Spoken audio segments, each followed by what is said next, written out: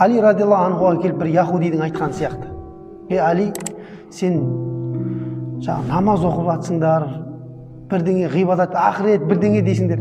Егер сол ертең болмай қалса ше дейді да. Болмай қалса не болады сонда дейді. Сонда Али радиаллаху анху айтады: болмай қалса ешқандай ұтылыс жоқ дейді.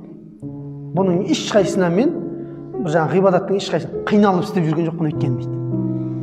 Бұның барлығы жеңіл.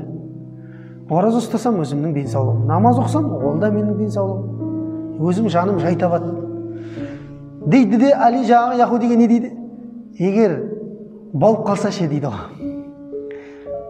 Болып қалса ше, сенің жағдайың не болады? Дымсыз жүрсің осы тұрғанда дейді. Сондықтан болып қалса емес, ол болады, ол болады.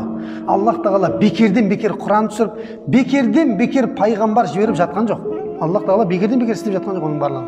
Ол өйткені болады міндетті түрде. Аллах тағаланың шешіп қойған, жаратып қойған үкімі сондай.